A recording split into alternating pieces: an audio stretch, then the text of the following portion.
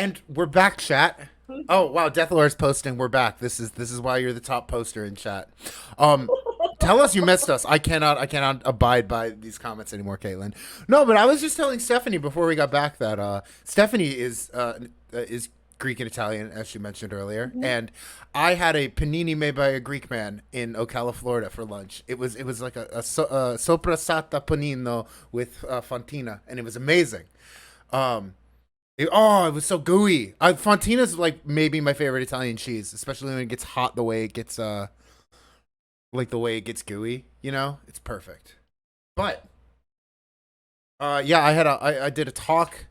Me and a coworker, we both had a talk at like a conference, like a state of Florida thing in Leesburg.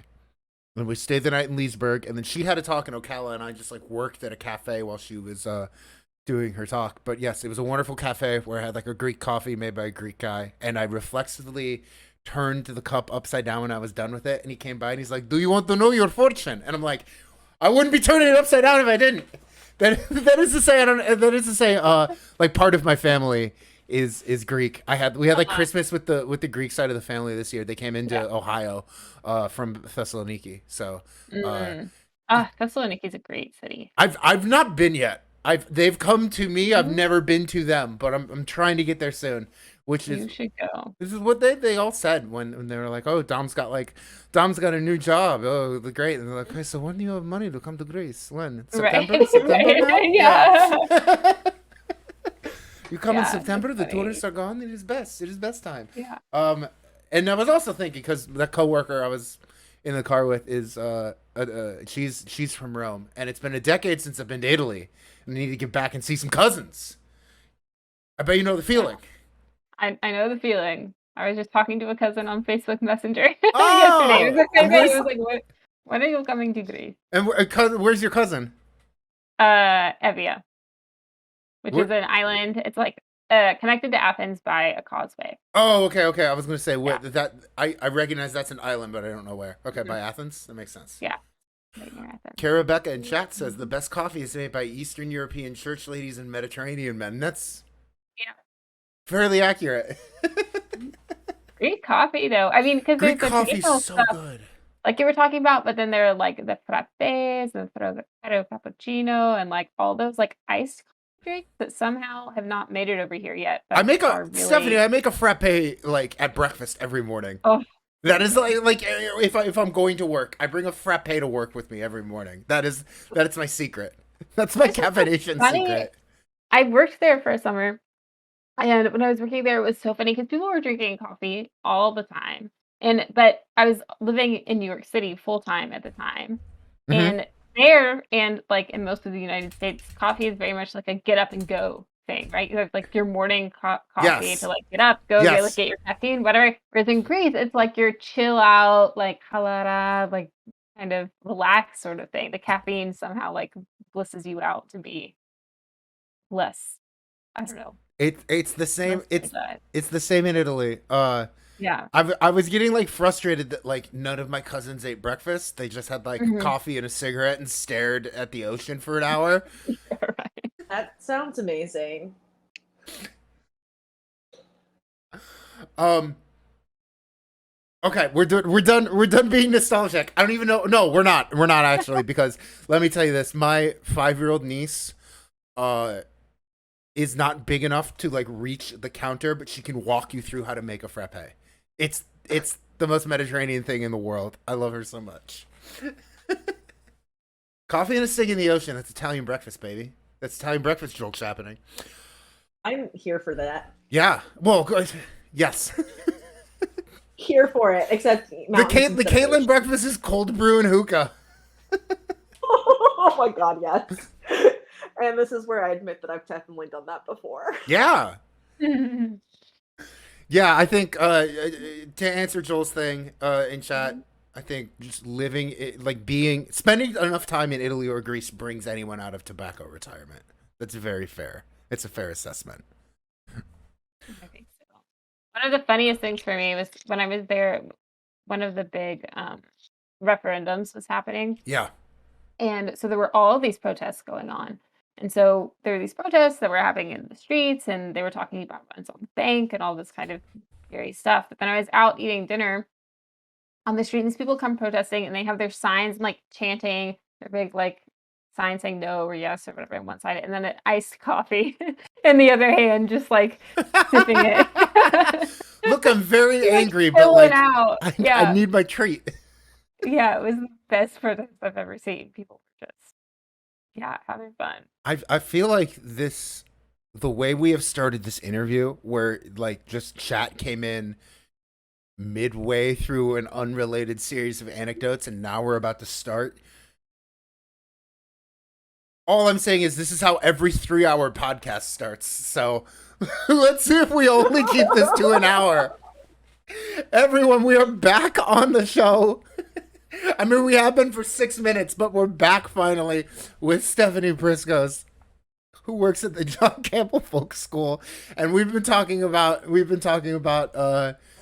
like being Italian and or Greek for the last 6 minutes. But I'm going to interview her about other things, about her work and what she does as a folklorist. So, as always, if you've got questions for Stefani, post them in chat or email them to folkvoice13@gmail.com. Also, and this is for Stefani and the chat, if you like a question that we asked, it's not just it's not just me writing the questions, but it is a whole team of Folkwise interview sleuths who work hard on these questions, spend their weekends writing these questions. So, Stefani, if you like a question, don't thank me, thank the sleuths. But you know that already, and chat knows that already. And I think we really need like an emote that just says sleuths, just so chat can spam it. It might be a little long for an emote. Maybe we need a command. But Sloth kind of a bowler cap or something. That's your sleuth. Your sleuth sloth. I think the sleuths, really need a mascot. I hadn't thought of it yet. I mean, I guess Caitlyn's a sleuth, so it might be something horse related, but I like the sloth. So Stefani, you want to get into it? Sure, let's go. Cool, let's go. So you already at the top of the show, or at the top of your appearance, explained shape note singing, and you kind of told the story about how picking up shape note singing was like the first step on your path to being a folklorist. But yeah. What I think I'm more interested in hearing you flesh out is how you initially started working with the Threshold Singers. Who are they, and where do they fit in on your journey? Yeah. Well, kind of in a weird way, it started with Sacred Harp. Go for it. With the shape note singing that I was talking about. If you ever have a chance to pick up a book of Sacred Harp, a Sacred Harp tune book, and you kind of flip through, there are a lot of religious lyrics, there are some patriotic lyrics, but a lot of them have to do with death. It's very death-centric, very am I born to die, to lay this body down? That's a very famous lyric. Yeah. Just a lot of stuff about like, I am so happy to die. Death is my birthright. Like, all this kind of stuff. That is, I will say as an outsider that is what all Catholics think all Protestants are like. But keep going. Right. Yeah. So there was that kind of angle, and then I was just interested in this music that the Sacred Harp music and other types of traditional music too. A lot of it is not performative, right? There's no audience. It's just like getting together to have a communal experience. And one of the things that I got interested in with Sacred Harp singing is that you show up for these all day singings, right? Where you sing from like 9 a.m. There are like 200 people. You sing all together, full voice, from like in 4-part harmony from 9 a.m. to 3 p.m. There's a big potluck lunch in the middle. And then at some point in the day, there's also something that's called a memorial lesson, where you take the time to pass around a list of names of people, usually from the singing community, who are sick or homebound or have passed away in the past year. And so there will be a memorial committee that the singing that's responsible for compiling this list. And then they'll read the names, they'll lead the group in a song to remember those individuals. And then often someone will kind of give a little speech about death or community or grief, loss, those sorts of things. And that's something that marks almost all day singings. I had recently had one of my parents had passed away recently when I had started my um, master's Mm-hmm. degree, my master's program at UNC, and I was thinking about this kind of stuff a lot.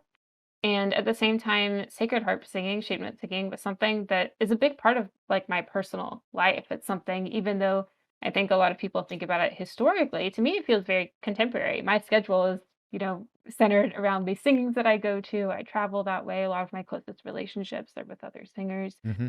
And so part of me thought, like, this is something that I love a lot, but I want it to stay personal. I don't want it to be professional or school right now. Even though there would be nothing better than someone paying me to do the thing that I love, I kind of wanted to keep those things separate. So I thought, what are some other ways where I could find like an intersection between this kind of like non-performative singing and music? And that's what led me to the Threshold Singers. And they are an international organization, actually. And I was working with a specific local chapter in Chapel Hill, Durham, North Carolina. And it's their mission to go in groups of 2 or 3 and sing for people who are on the threshold, so to speak, between life and death. So they'll visit those individuals and their families and usually sing kind of, it depends on the situation, but usually kind of like soft, calming songs, sort of like a lullaby, just to help Mm-hmm. people feel at ease and calm and um, give them some support while they're going through that difficult time. So something that relates to the Threshold Singers and your work that you do with them is witnessing, and in a way, every folklorist kind of does this in a way, but like specifically, what is witnessing, and can you describe like the connection between the Threshold Singers and bearing witness?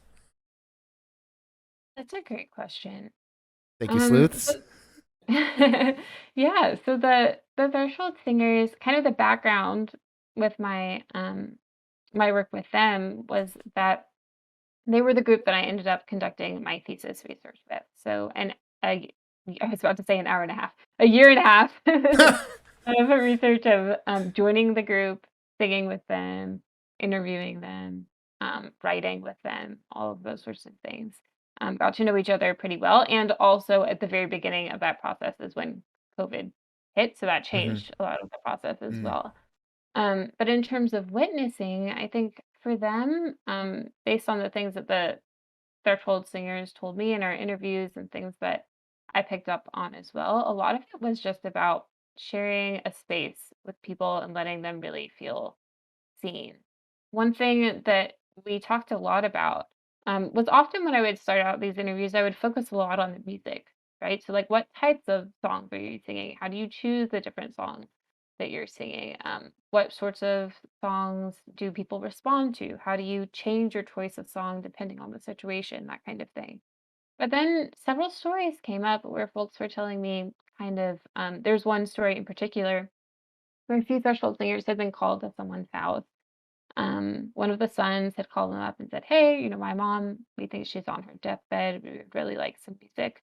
Would you come and sing with us while she's, while we're kind of holding this vigil?" So they go and they show up and they start singing a little bit. Halfway through the night, like 1 or 2 hours into it, maybe, they realize that the son is a professional musician. And the other son who shows up is also a professional musician. And the sister who shows up is also like really good at singing and guitar. And they're like, these people are better singers and better musicians than we are necessarily. Um, and what they felt and what those people told them was we, have the skills to make music, but we didn't feel like we had permission to call on this resource kind of Mm. to be creative in this way. We didn't know how to we had never been in this situation before. We didn't know what to do. So a lot of it ended up, their witnessing was more about giving people permission to use creativity to get through these really um, meaningful or important moments, difficult moments, find some meaning in those moments. And to, these threshold singers have sung by countless bedsides, and so also being able to bring some knowledge, and kind of being able to be there when people are like, I don't, what's happening? Her breathing is changing. What does that mean? Mhm. Um, kind of thing. It's But so interesting the way, like, during the gameplay earlier, you kept describing shape note singing as like non-performative music, you were saying, and that was to get across that, like, you sing in like the what's it called, the hollow square.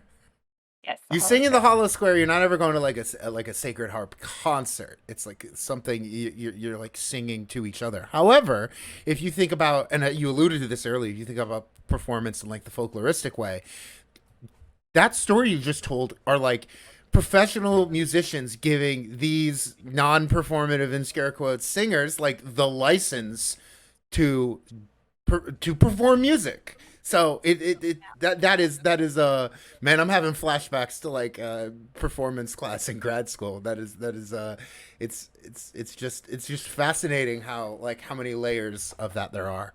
Uh and I could probably talk about the performative aspects about that for a while, but I know Caitlyn probably wants to get back onto more questions, in particular about death and dying, as her tag in chat would allude to. So, Caitlyn, do you want me to ask this next one, and then you can ask like a follow up if when you inevitably have one? Sure. Cool. Stephanie, why is it important for there to be peer to peer knowledge sharing in the death and dying process? I think it's important because it's something that we all inevitably will have some sort of contact with, whether it's earlier in our lives, later in our lives, throughout our lives, all at once, spanning a great time. But there's just like so many other things that we learn in an informal way, like what you eat at a dinner table or like what you do in your free time with your family. It's something that varies so much from person to person, from group to group, family to family, culture to culture, and also something that we get a lot of messages from institutions, from society about the way that we are supposed to or not supposed to do things. Um, and it's just another one of those situations like the dinner table where there actually are no rules. But it's only by visiting someone else's dinner table or by, Mhm. talking to someone else about how they've dealt with grief or loss or remembrance, you really get to kind of even know what the possibilities are, uh, for like making meaning or dealing with these things, um, in your life, I think. Caitlin, I feel like I can hear you getting ready to ask a follow up question from 5 states away. What do you got? Um, well, I don't even know if it's like really a question. I just, might be having like death brain going. Like one of the things In that case, then I, you have really fit into Daisy's role on the show. yes, yes, okay.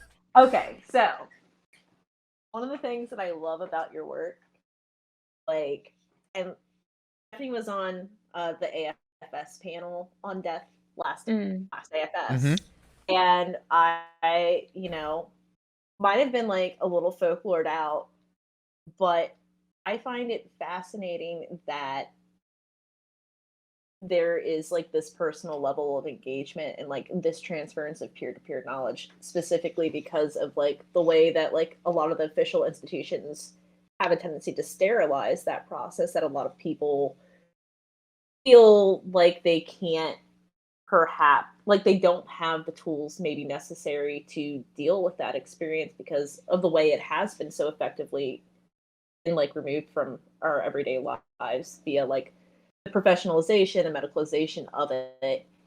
Um, like I personally like just found it really beautiful, like the way that they're engaging because it's like they're not only bearing witness, but like there's like this like, way they're transmitting the mm, knowledge that they've gathered, and it's a really hard thing to do to be engaging in Yeah. that kind of work. yeah. Um, and to just continuously do it, I mean, it's astounding. Mm-hmm. That's like where my brain goes, and like as Stephanie knows, like a lot of my stuff focuses on like why don't we talk about death? But these are people that are talking about death And and singing about it. and singing about it, and people like, you know, I didn't know that threshold singers existed until I met you. Like so like that's why I ended up like working with social movements like Death with Dignity, because I was like, well, who are the people talking about death? Mm. So like that's how I ended up looking at social movements, and like I don't know, it's just all fascinating in the way they're using music to connect. Yeah, it is fascinating. One of the things that came up when I was asking them about different sorts of songs and how they choose what kinds of songs they want to sing with people was that when I was visiting, when I was participating with the Threshold Singers, we did a lot of Zoom visits because Mm-hmm. it was COVID for the majority of the time, and sometimes, I did some in person visits too, and sometimes you'd walk into a room and people would just be like up and happy and feeling good and would want to sing like "You Are My Sunshine" or I don't know, like an Elvis Presley song or an Aretha Franklin song or like whatever, and just want to sing along, and that was Mhm. appropriate.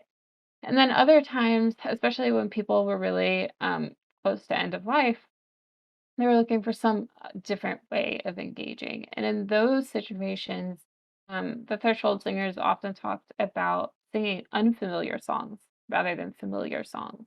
So when someone is, up and ready to engage, just talking and that kind of stuff, familiar songs can bring comfort, right? Like maybe Mm-hmm. something that your mom sang to you when you were little, or something you like sang on car rides, or a favorite song from like I don't know, your first love, your like date, a song that you associate with being a young adult or a teenager, that kind of thing. But familiar songs can also bring stuff up.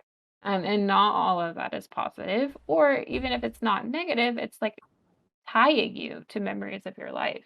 And sometimes when Mhm. people are really at that stage where they're crossing the threshold, the singers would talk about sometimes it's time for them to just have some music that helps them breathe and helps them let go, and not something that's bringing up emotions, not something that's kind of keeping them held back um, Mhm. to their life.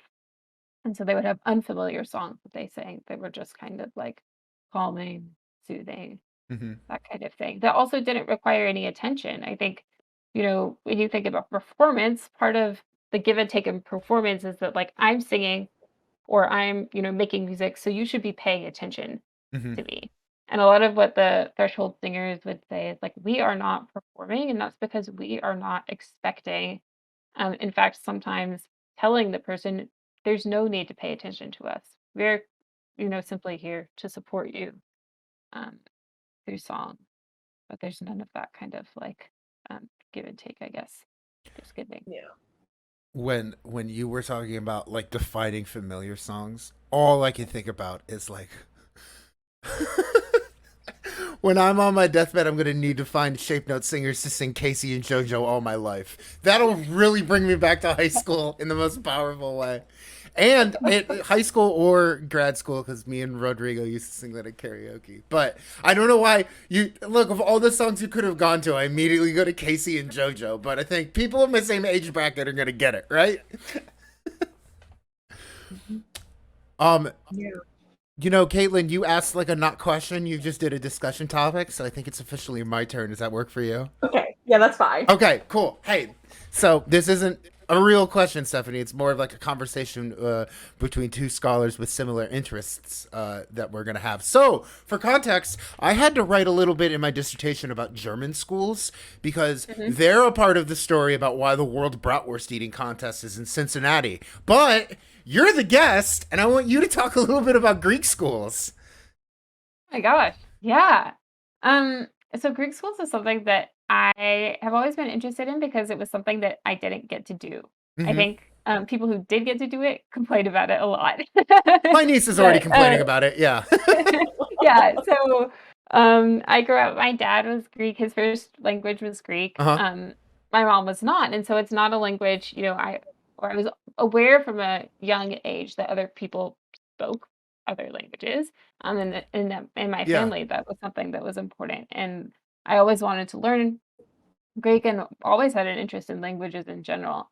But didn't live somewhere where with a large Greek population. Mm-hmm. Um, and so that opportunity wasn't available to me. But my dad would talk about, when he was young, going to Greek school. We'd watch My Big Fat Greek Wedding, and Oh yes. she goes to Greek school, and it's Yes, kind of a cultural meme. if John has three goats and if Athena has three goats, how long until they're married? I love that scene.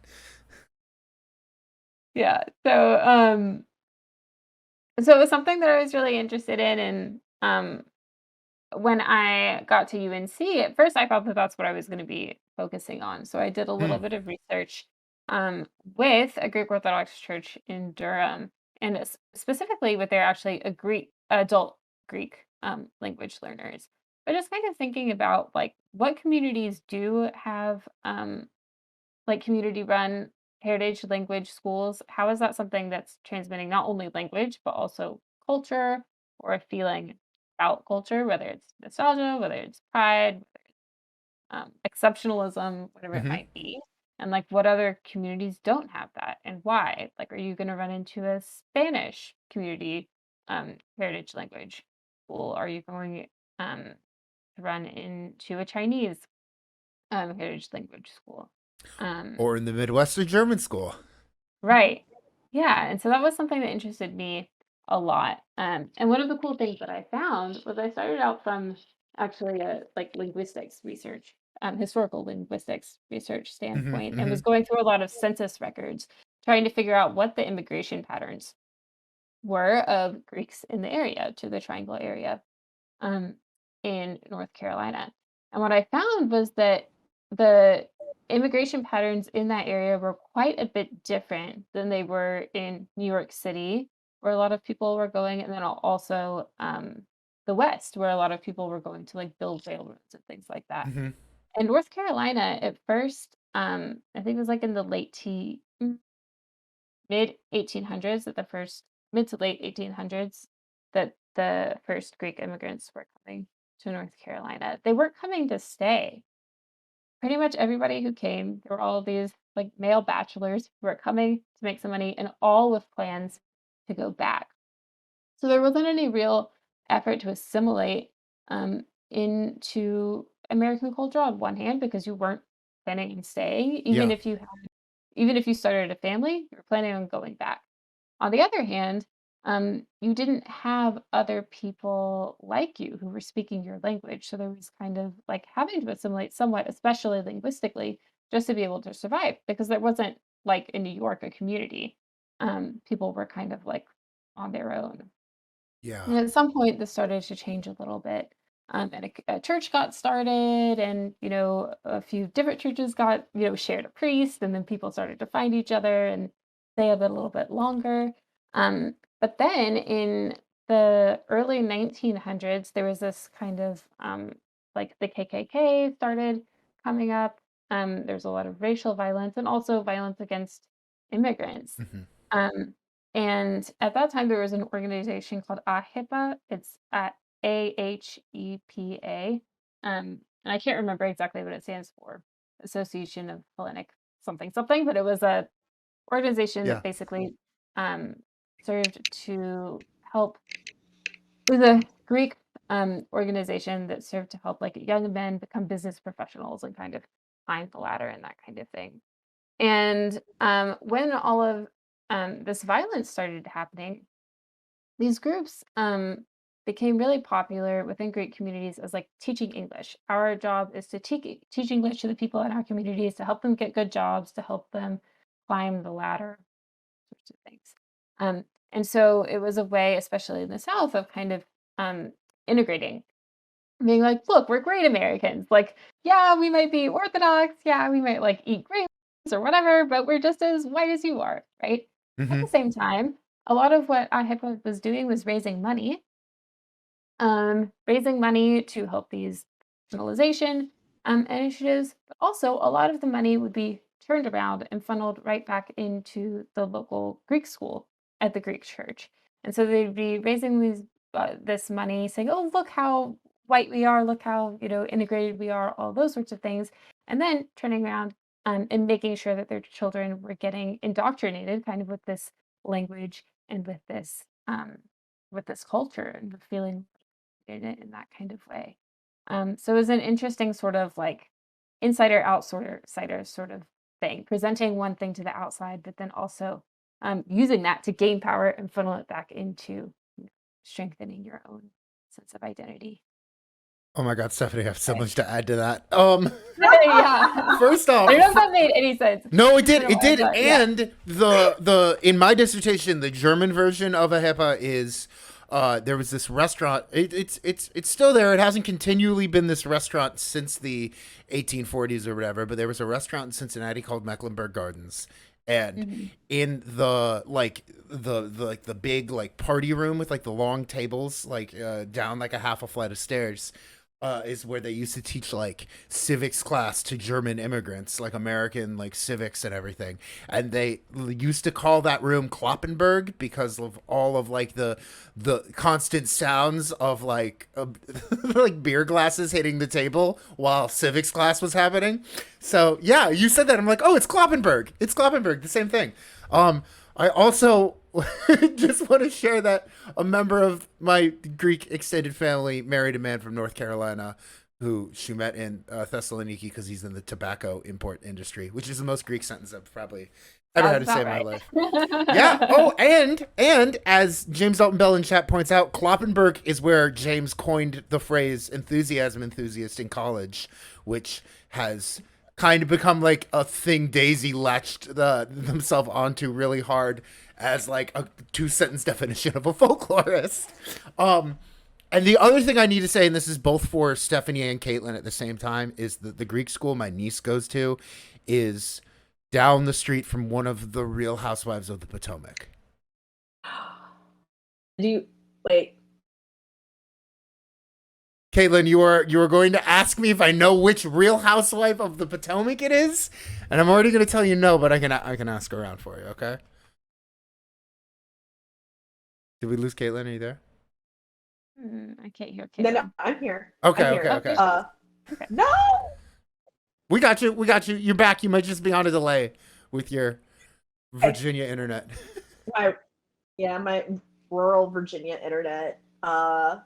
Lost the bane of my existence, I swear. But if you give me a general area, I could probably figure out who. I can tell you the name of the school, but I'm not going to do it on stream. Okay? Yeah. Cool.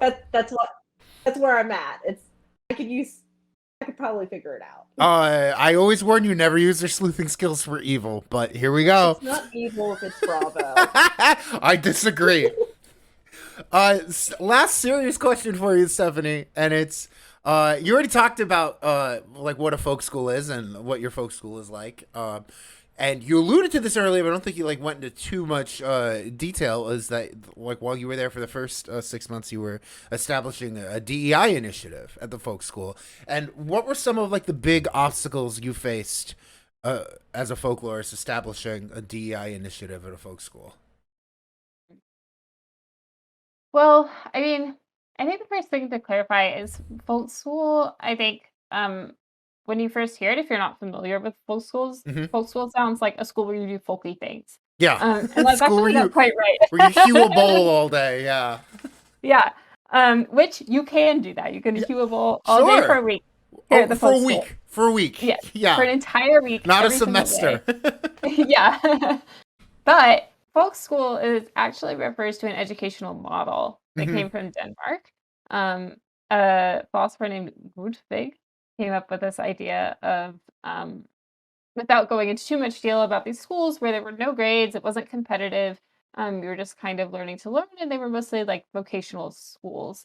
And that's what the folk school, the John C Campbell folk school, founded by Olive Dame Campbell, in 1925 in Brasstown was originally. It was a vocational school where young people could come to learn mostly agricultural skills, actually, Sure. farming, and uh, there was a dairy co-op, and there was a cannery, and all of those sorts of things. Um, but the idea, and something that still exists very much in the ethos of the school today, is that you're coming to learn. And so there are no grades, no degrees, Mm-hmm. and it's really a community of support. And so I think that's something that really is useful when it comes to DEI, to diversity, equity, and inclusion. Having a community that's already open to openness and already open to creativity, already open to um, like already supporting self-expression and those kinds of things. I think as far as like challenges go, diversity, equity, and inclusion kind of like mean a lot to some people and mean Mm-hmm. nothing to Mm-hmm. other people, or can even seem sort of like buzzwordy at times. I didn't come in to the fellowship with like a specific, like a strong background in diversity, equity, inclusion, or kind of organizing work. But what I did know how to do was an ethnography. Yeah. And this was the first time that the folk school was really talking about these sorts of issues um, in a serious way, I think, and kind of what are we going to do about this, especially in the wake of the events of 2020. Yeah. So what are we going to do? How are we going to do it? There had been kind of some ad hoc efforts where I think folks were Mm. feeling a little bit hectic, like, oh no, like all Mm-hmm. of this is happening. What are we going to do? Kind of throwing stuff at the wall and seeing what's stuck. And they really wanted someone to come in and say, like, how does this actually like relate to our values? How can we come up with a strategy that feels like everyone is behind in some way? How can we even make sure everybody is on the same page about what diversity, equity, inclusion is? And how can we come up with something that's meaningful and long lasting and transformative that will take us into the future? So I was like, oh, well, I can do ethnography. Yeah. So a lot of what I was doing was kind of more internal facing. So working with, there are about 50 people on staff, and a lot of what I did was meeting with every single person one-on-one. So trying to make sure I was talking to the director, talking to the programming staff, talking to the housekeeping folks, the maintenance team, and really making sure that everybody was included in a conversation about what do diversity, equity, and inclusion mean? How do they relate to all of us? And what are we going to do about it? So to me, the most important thing was kind of starting a conversation, getting people talking to me about it, and then also starting to get them talking to each other.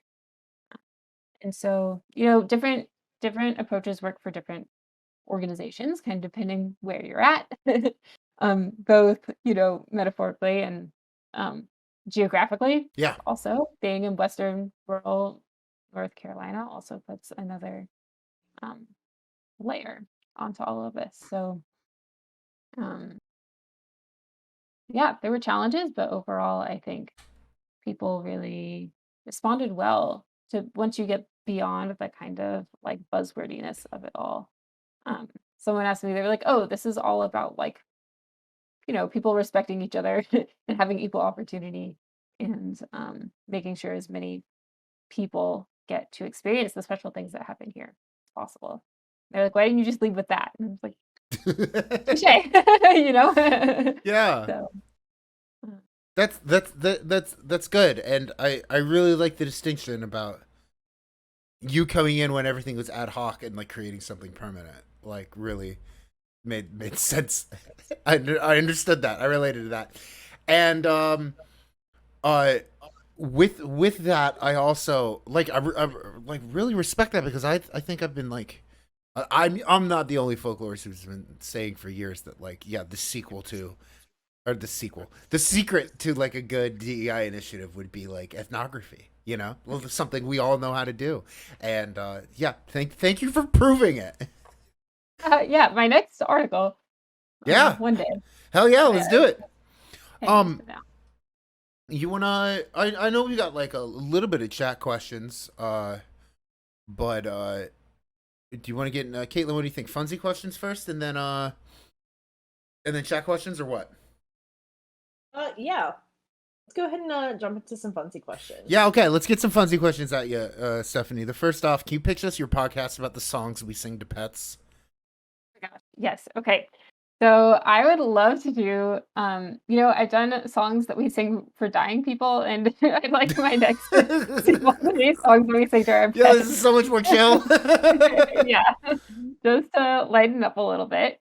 My mom, the first time that I ever like really knew someone who sang to their pets was one of my mom's best friends. Her name is Dana. They had a dog named Digger, and they would sing to Digger, Digger doon, my Digger doon, you're the only Digger doon for me. It was great. And I learned that when I was, 5 years old once, and I'm still singing it. And then I had a friend recently, over quarantine who was talking about how she sings to her pets. And she had like a disco tune going for her dog. It was like, he's an exceedingly good boy, and he's an exceedingly good boy too, and like that kind of thing. And Yeah, at I some hear it. point, I hear yeah, it. yeah, exactly. I will Um, admit. and then I started singing to my dog, and we were singing, like, what do you do with a good little doggy? What do you do with a good little doggy? What do you do with a good little doggy early in the morning? Do Kind you of thing. throw your dog And in a rowboat till he's sober? Is that the answer? you take her to the dog park till she's sober. Take her to the dog park till she's sober. Take her to the dog park till she's sober. Early in the morning. Yeah, there you go. Yeah. Yeah. So, I don't know, it was this thing that I heard about once, and then it started popping up and popping up and popping up that a lot of people are doing this with their Yeah. pets, and I wanna hear them all. I want to hear your song, and I wanna talk to you about your relationship with your pet and why these songs are important. So My ex's dad used to sing Daft Punk to the dogs when they would go outside, and it would be dogs go outside to go poopy, dogs go outside to go poopy. Yeah, Oh, that's I amazing. will never forget that. It's stuck in my. It kind of ruined Daft Punk for me, Yeah. and I love that album. I have several poop songs for my dogs to encourage them to poop quicker. That's a whole One arc of on the them- pod. this is a whole episode. Yeah, it's Yeah, a whole well, it's a whole there you episode go. on the pod. Or two. I definitely changed the words to Bohemian Rhapsody for Josie, where I ask her to please just poop and to hunch that back, drop that deuce. Please just make that too. What part of Bohemian Rhapsody is that? Josie, please just poop. Oh my God, Hunch Caitlyn, your back, you're killing drop me. that deuce. Please make that too. And then the one from when she was like a teeny tiny puppy is poop poop poop poop poop poop. Please just poop poop. Casey and the Sunshine Band. Why is it always going back to disco? Yeah, new guy neighbor in chat is right. We're a variety stream. This is what we're talking about this week.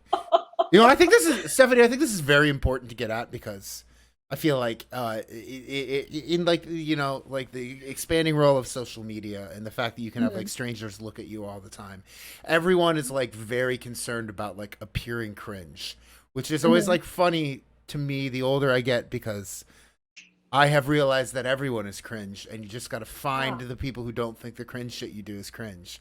And proof that everyone is cringe, everyone sings poop songs to their dogs and it's embarrassing. You can't tell me yours is the best.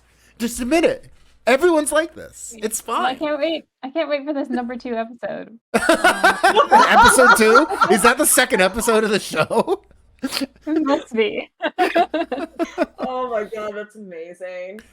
Yeah, Oh, great. Oh, I wouldn't be a fan of this. This is why you wanted. listen, we can God. talk about pet songs because there's also pet genres. I'll try to find an episode of a podcast I listened to where the host like revealed his pandemic project was recording his pet songs, like recording the songs he sings to his dogs, and he like played one on the episode. I'll try to find that and send it to you. Please do. Yes. Stephanie, All right. you mentioned this earlier. You're half Greek and half Sicilian. So my question is, what is the loudest holiday? The loudest holiday? Yes. Probably any wedding. I don't know if Oh, that counts as yes. a holiday, but Yes. yeah. No. Yeah. Yeah. Any 14-course wedding is going to be the loud one. Yeah. That would be my vote. In my experience, those weddings kind of peak at the middle because then people are either like too full or too drunk to keep shouting. Yeah. For me, I was gonna say it's Christmas Eve. Is Christmas Eve loud at your house? Because these days has been small. Okay. We're a house divided, half Italian, half Greek. So Sure. it was usually either one half of the family or the other. Got it. Got it. Got it. But yeah, What? Christmas What? Eve pretty chill. Weddings? What's the perfect answer? Okay, this next one I'm just pulling like right from your Twitter bio, but describe the ideal fried okra. Oh my gosh. The ideal fried okra is right out of the skillet. It has enough of a crust that like you can't see the skin of the okra beneath it, but not so much that you have like an entire bread ball Yes. around it. Okay. Like enough grease to know that it's been like fried and was not air fried, but not so greasy that it's like all over your fingers. Um, and it has to kind of fall apart and have that just like mucilaginous greatness. Mucilaginous greatness. That is, Yeah. that's okra. You did it. Yeah. I wrote a poem once. Let me see if I can find it.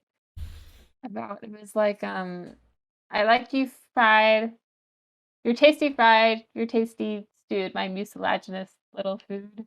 And slime sublime, joys abide, with green tomatoes on the side. I don't normally ask people to bring out the ladders this early, but you might have to bring out the ladders for that chat because that was incredible. And then there was a second verse, like, what was it? Like, it also tickles me when you're pickled. See? Sweet and spicy, go so nicely with your, what was it? With your crunchy, seedy slime, tasty okra. You are divine. Stephanie, how do you feel about baked okra, which I had recently for the first time and loved? Yeah. Mm, Have you had it? but not, wait, it wasn't like it was ready to be fried and then they just baked it. No, no, no. They just like put it Okay. in the oven like a roasted potato. Oh, that sounds good. Yeah, the mucilaginousness of it all was still there because like when you bit into it, you could see the seeds were still connected mucilagenically, but it had Yeah. all become like it become like it's a solid, which I thought was a really interesting texture. Mm, yeah, I I think love I it. just created some new adjectives tonight. Mm. And we got into this. Also, we got into this a little bit earlier in the episode, but Stephanie, what is the best and worst subway line in New York City? Gosh. Um, Best and worst subject. Well, I lived on the F, so I am partial to the F. The F That's also the when right it, answer. The one you lived off is the right answer. yeah, Yeah. right. I just have a few, but the F when it starts, when like the doors close and it starts rolling again, it plays notes like the squeak of the wheel. Ooh. Plays notes from West Side Story. It goes like, "There's a place," as it goes out of the station. That's awesome. I think that's the best. The F line's the best line. And what's the worst? The G, The G? I think so. Yeah, it's supposed to connect Queens to Brooklyn, and it just rarely did its job. Did Stephanie, what's the one I had to take for field work to get to Coney Island? Is that the F? Was maybe Or maybe it could have been yeah, that was the F. Okay, hey, then I agree. Yeah. That is Good. that's the one I had to do for field work. So I agree. Best subway line. Yeah, that's the other end. I was on the Queens end of that. Oh, so you're on the Queens end, and I was taking like the Yeah. South Brooklyn The end. Brooklyn. Yeah, Yeah. cool. A good line. Good line. Best line. Yeah. Historically, ASAP Rocky once said, "I know one thing: anything is better than the one train." So that might be an honorable mention for second worst. Yeah, I did unfortunately also live on the one train. Oh, So I can't at one point. okay. So I can't hit on it too much. That's fair. That's fair. Caitlyn, we've got some chat questions. Do you want to get into these? Sure. So both are from Joel Chapman. Hey, Joel Chapman. Joel El curious- Chapo Chapman. So question number one, he's curious as to what y'all think about David Wisnat's interesting and at times harsh historical account of folk schools in the South, including John C. Campbell in All That Is Native and Fine. Can I answer that before you, Stephanie? Joel, I know you're a patron.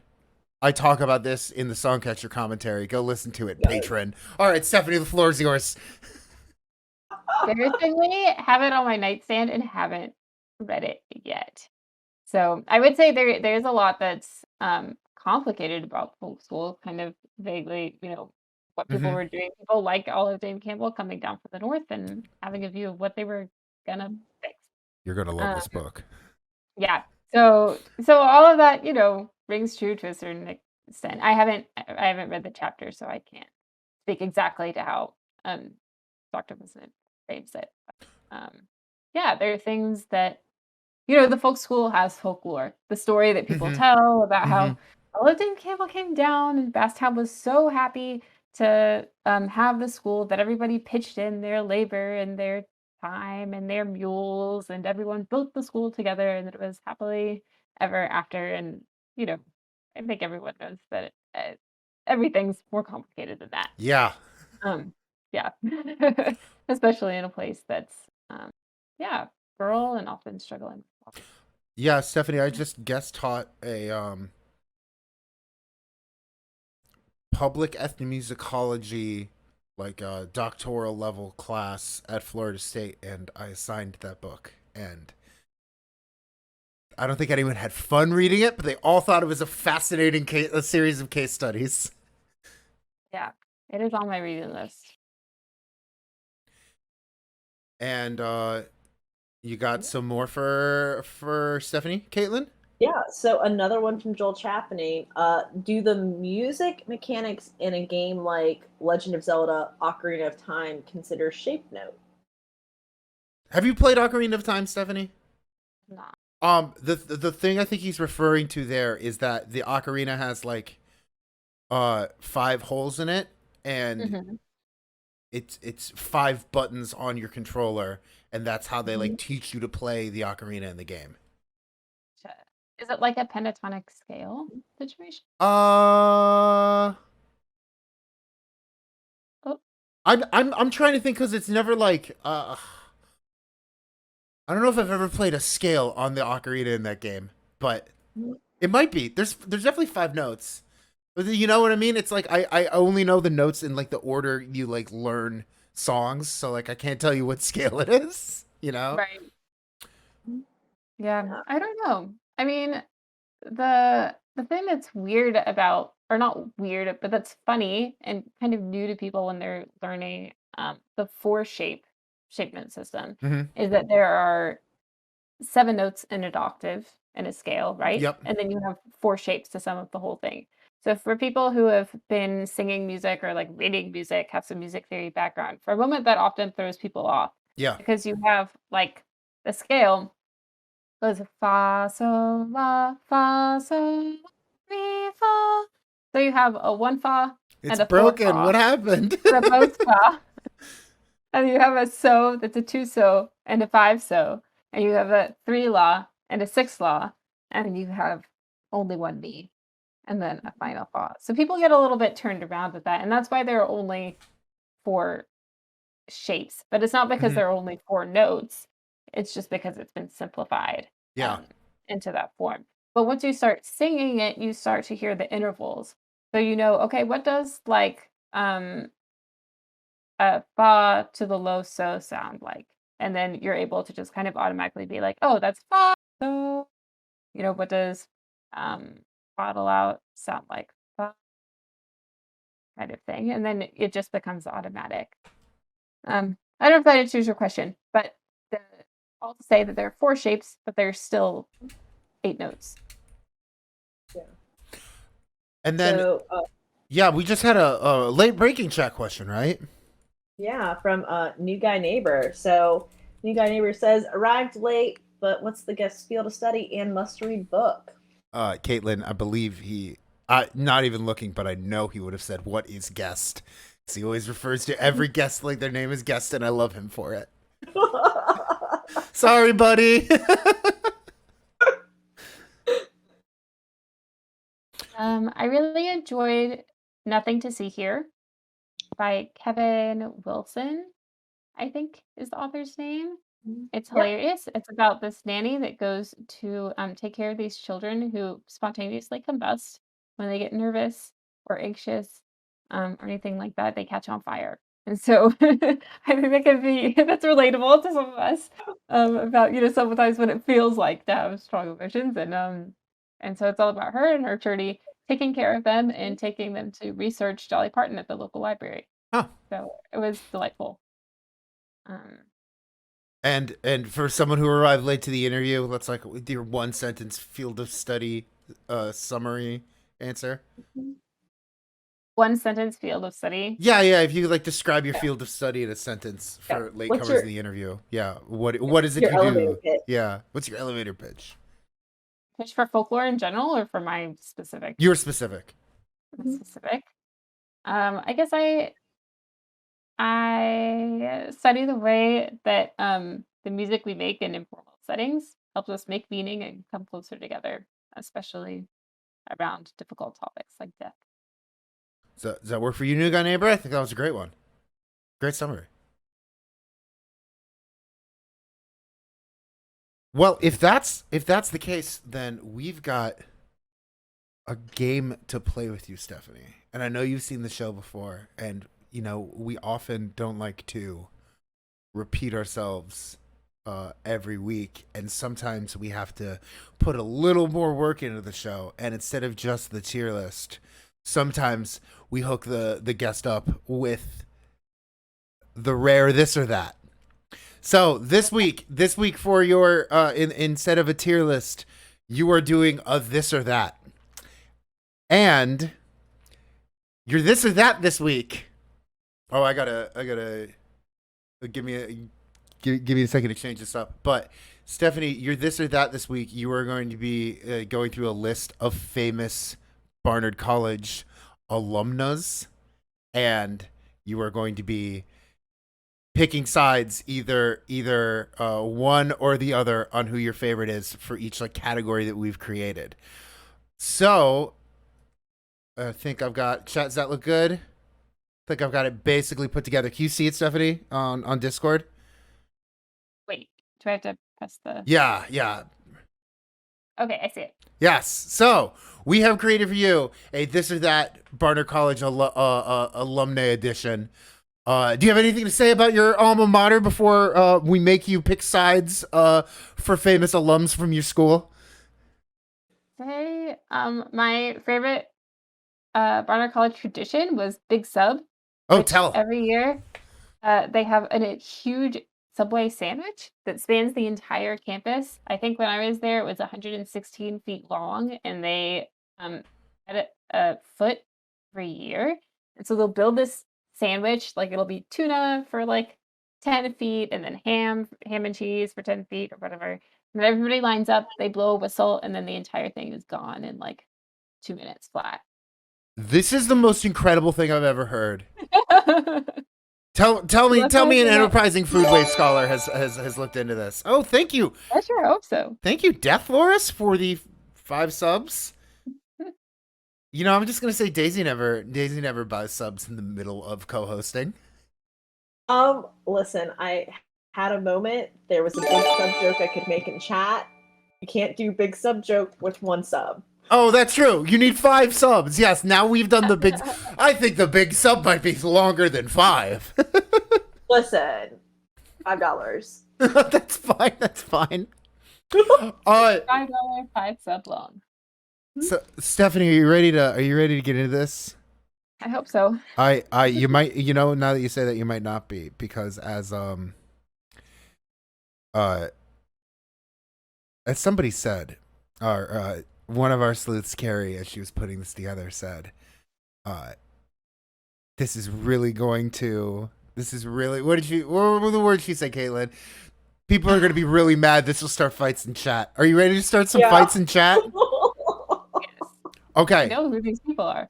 All right. I hope you at least know one person per pair. So let's get into it. You're ranking. Okay. You're ranking your favorite of the two Barnard alums. The first one, All right. and we have them breaking down by category. So goodness. this is the most iconic white woman: Joan Rivers, class of '54, or Martha Stewart, class of '63. Oh my god. I mean, Starting off strong. neither, but I'll go with Martha. Martha. Let's Yeah. go. Just at the Super Bowl recently, supporting her best friend Snoop. Snoop. Yeah. Number 2, anthropologist. We've got Margaret Mead, class of '23, or we've got the first female president of AAA, I believe, Elsie Clues Parsons, class of 1896. All right. I'll go with Margaret Mead And why Margaret Mead? because I don't know who Elsie is. Oh, okay. And Margaret Mead owns Margaret Mead rock. frequent Johnny Carson guest, Margaret Mead. Yes. She rules. We love her, folks. Number 3 is going to be the performing arts battle. We've got choreographer Twyla Tharp versus singer-songwriter Suzanne Vega.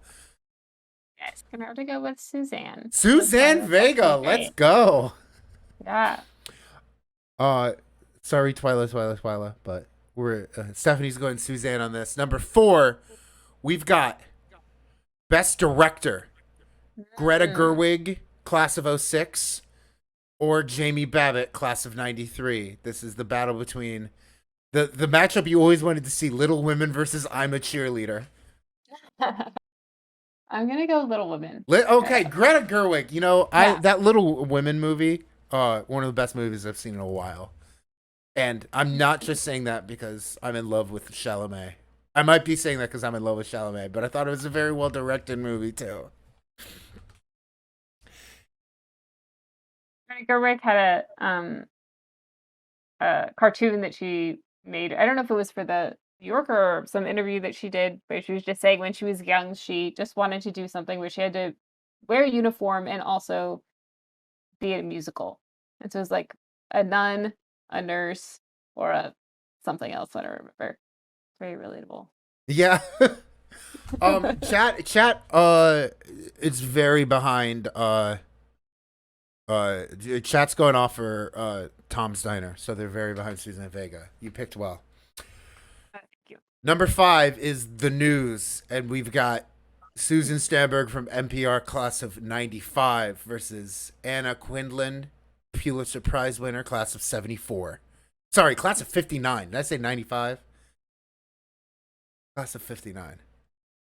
I love Anna, but in the interest of my future dog poop podcast going on the air, Susan. I agree. Good choice. Diplomatic of you. Yeah, respect the classics. Yeah. Number 6, moms. We love moms, and this is the mom. This is the mom off. We've got Janet Lee Bouvier, class of '92, mother to Jackie. 29. I'm sorry, 29. I keep doing this with numbers. Class of '29, mother of Jackie, and then we've got Naomi Foner Gyllenhaal, class of '66, mother of Maggie Pictured, also Jake maybe. Who are we picking as the best mom from your school? I have no idea how to choose this. You're not supposed to. Okay. So, Bouvier. Let's go. This is a great dress. I love this dress. And moving on to round jumpsuit is pretty iconic. this jumpsuit, the Maggie jumpsuit, it's pretty great. Yeah, and it's got like the tie around the waist. It's excellent. Moving on to round 7, which is 90s TV icons, and both class of '88. And I can't mess up '88 this time. Look at me. Both class of '88. We've got Cynthia Nixon versus Lauren Graham. I did go with Lauren. You have to go with Lauren? Are you a big Gilmore Girls fan? Not really. Okay. That's enough. Yes, no, the young people have turned on Sex in the City. That's basically the theme of of the reboot. The kids hate us. Good. The Good. theme I'm Yeah. glad of you're going Gilmore folklore. Girls. What was that? The theme of folklore is a discipline. Yes. And Young kids are you know, wonder who therefore the folklore equivalent of Amy Sherman Palladino is going to be, who writes the way we all talk these days. Who knows? And number eight, we've got genre fiction, and that is Cassandra Clare, class of '95, author of numerous teen paranormal romances, including The City of Bones, versus Patricia Highsmith, 1940, pioneering psychological thriller writer. Who you got? Let's go with the pioneer. All right. Correct answer. Fan fiction nerds, you can go off and chat about how much you hate Cassandra Clare. Go ahead. I give you permission. She picked Patricia Highsmith. And The price of salt, is that? What's that? Patricia Highsmith, is that the price of salt? It is. Oh, hi, Carrie. Hi, I've been listening the whole time. It's the Ripley ad and the price of salt. Thank you. I also learned that the Ripley ad is what we call the series of books about the talented Mr. Ripley. Oh, the Ripley ad. I like that name. And we've got number 9, TV Italians. One playing herself and one playing a character. Well, we got Chelsea Peretti, class of 2000, versus Chef Alexandra Guarnaschelli on the Food Network Chopped. Is she an Iron Chef too? She's definitely Chopped, right, Carrie? She's She's an a Iron freak. Chef. Yeah, she's an Iron Chef, and she's like the permanent The permanent Chopped? chopped judge, and I wait for the day she turns on Bobby Flay. with that chef's knife she's Oh got. my god. All right, we've got Iron Chef Alex versus Chelsea Peretti. All right, let's go for the chef again. Hey! Always good. Alexandra. Hi, okay, you're not getting cast in the next Jordan Peele movie if you're gonna just write off his wife like that, but none of us are really. All right, Iron Chef Alex, I like it. I'm cool with that. The big finale. Are you ready for the big finale? You're probably wondering. There's one we've left off the list. And that's because it is all round 10. Zora Neale Hurston, the folklorist, versus Zora Neale Hurston, the writer. We've got a Zora Neale Hurston, class of 28, author of Their Eyes Are Watching God. Zora Neale Hurston, class of 28, author of Tell My Horse and of Mules and Men. The folklorist who introduced the word zombie to the popular American consciousness versus the author who wrote in like fantastic local color of rural African American Florida. I'm gonna stop going off about the the person who started my job, but I'm gonna leave you to answer this. Zora or Zora? Battle of the Zoras. Obviously, Zora the folklorist. Zora the folklorist. I mean, yeah, we had to read Tell My Horse in grad school. Great book. One of my favorite ones we read in grad school. That is officially, Stephanie, that's officially the end of your this and that. I actually, as much as Carrie was like, oh yes, the audio of the sleuths working this out is recorded because we sent this whole thing in voice memo. Carrie points out. Oh god, yeah. Yeah, that is true. We have this all in voice memos, and Carrie said that you were gonna start fights in the chat. The opposite happened. You only reified the chat's opinions, and maybe a little more dangerous. But we've reached the end of your interview, Stephanie. Do you have anything to plug while you still got the floor that you want chat to check out? All I would say is that A, folklore is awesome. B, people are awesome. Thank you so much for having me. Oh, thank you, Stephanie. 3, the John C Campbell Folk School has openings now for its work study program, where you can come for 6 to 8 weeks. You get to take classes half the time, so like classes, and the other half the time you work in the garden or you work in the archives with our archivist, working with documents and transcribing. oral history interviews and that kind of thing. So that's something you'd be interested in. It's a great program. You get to live with cool folks, work in the garden, take classes. You should check it out.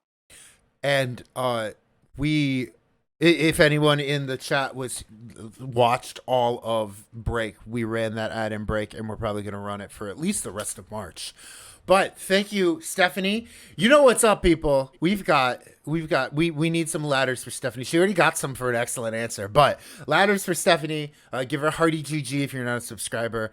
Convince Caitlyn to buy you a sub in the middle of the interview if you're not a subscriber. Just DM her about that. And I see the ladders rolling in. Stefani, you are an excellent guest, and I thank you so much for coming on the show.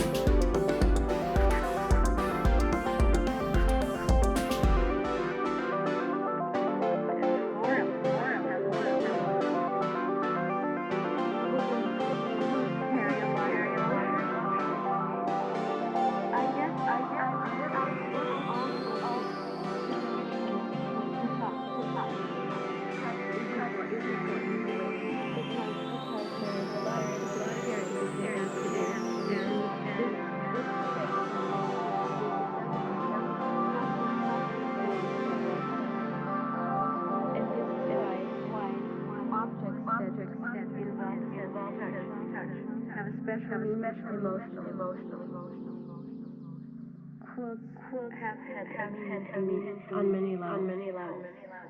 Making quilts helped me to get a sense of my own space, sense of finding my way, sense of really working my way out of the labyrinth.